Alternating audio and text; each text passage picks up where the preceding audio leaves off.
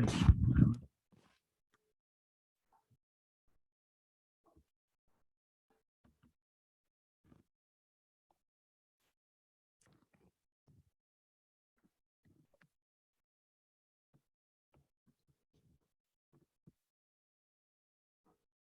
evening, everyone.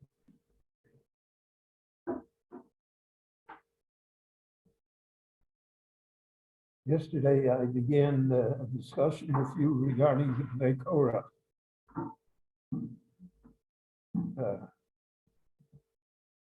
So the Bnei Korach have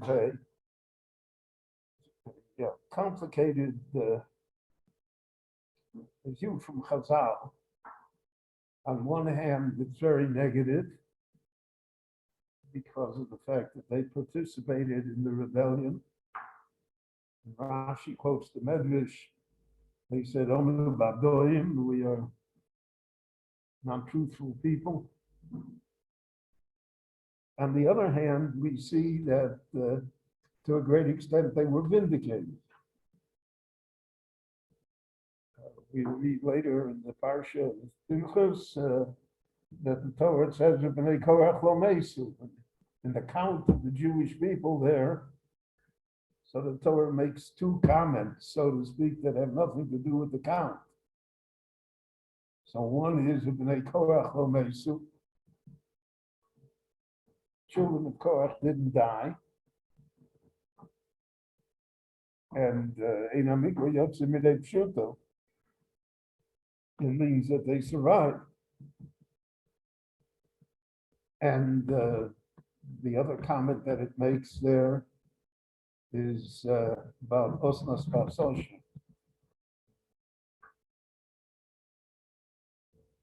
And that she was among the Yotzei, the boy Oretz, etc. Okay, so that's there, but it again, Bnei Korach, we find they are one of the 10 authors of the healing. We recite their prayers all the time. In fact, in our Nusach, the fourth Kiyus on Rosh Hashanah, that's Lamatzeach Bnei Korach Mizmor. So it, so to speak, one of the holiest moments of the year, we say what Bnei Korach taught us. And generally, we find later that the descendants of Bnei Korach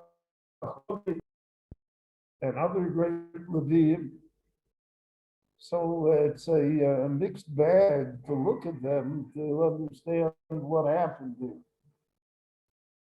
And especially if we look back at the comments of Yaakov Avinu to Shimon and Levi before he passed away. And he had very harsh things to say about Levi. And he said, "I don't want to have anything to do with them.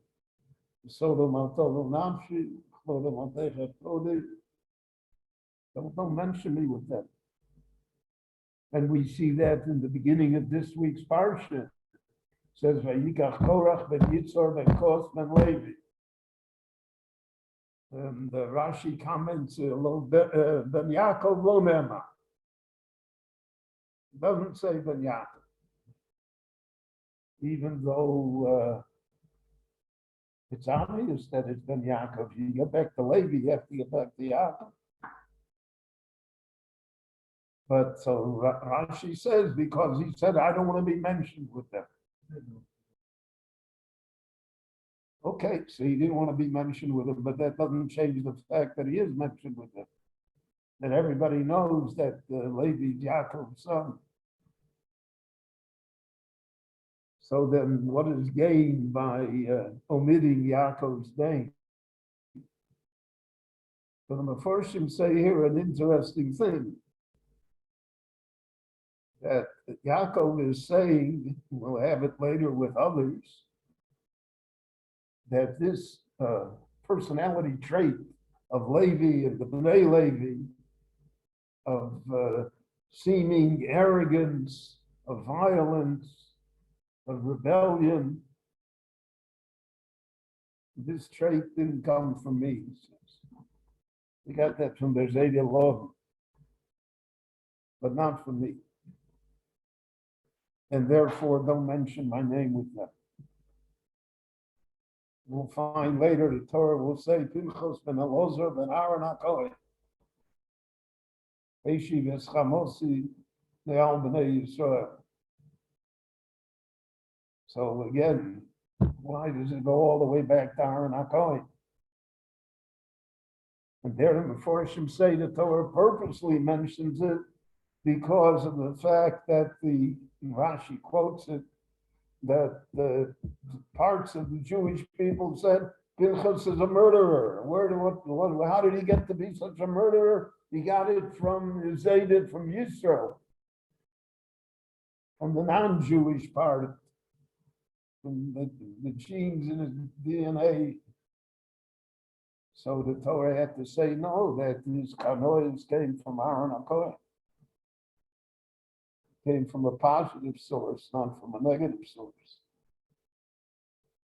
So that's what the Torah gains for us here by not saying Yaakov.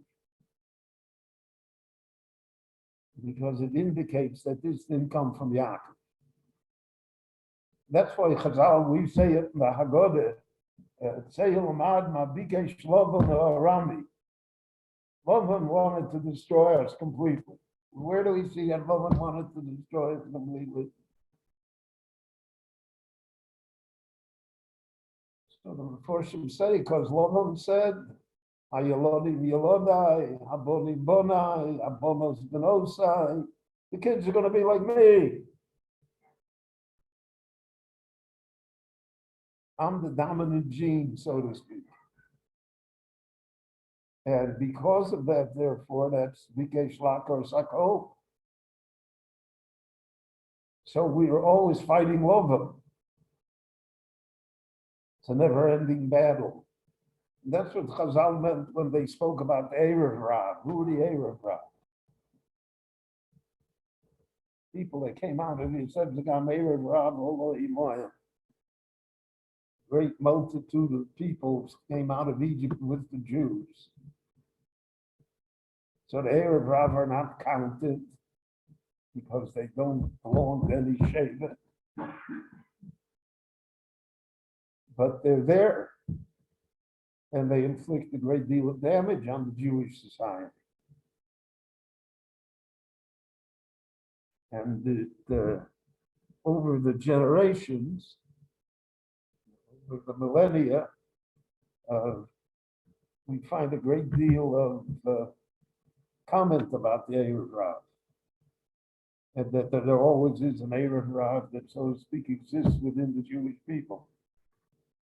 Part of the society, it's not a positive part, it's a negative part.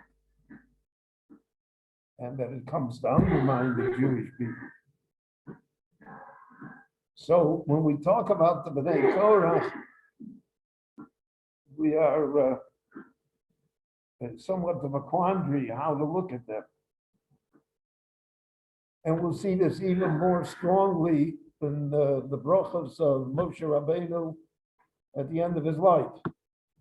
Moshe here says, Rav Lachem b'nei Levi. Moshe is angry at all in Levim. I mentioned it yesterday because nobody came to his support. By the Egel, the Levim came. Here they were just standing around. Didn't come.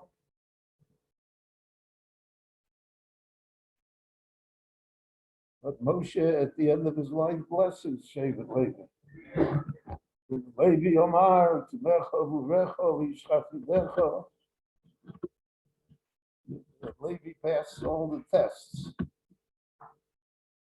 So, the famous piece here from Reb Tzadok, the difference, Yaakov Avinu, when it comes to Reuven, Shimon, and Levi, he's unforgiving.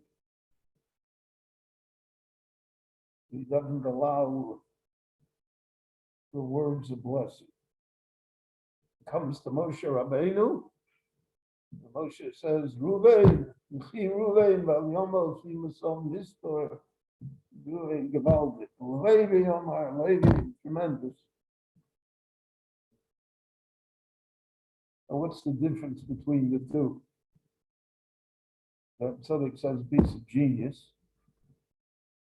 that we all know instinctively to be true. He said it's the difference between a parent and a teacher. A parent always sees what's missing in a child, because we live vicariously through our children. We want them to be perfect. We don't want to allow them to make mistakes as we were allowed to make mistakes. So, the child comes home with an 85, so why didn't you get a 90 or 100? Why didn't you get an 8? The parent always sees what's lacking, so to speak. The teacher always sees what's accomplished. The student came in, was a 70 student, and now at the end of the semester, he's an 80 student.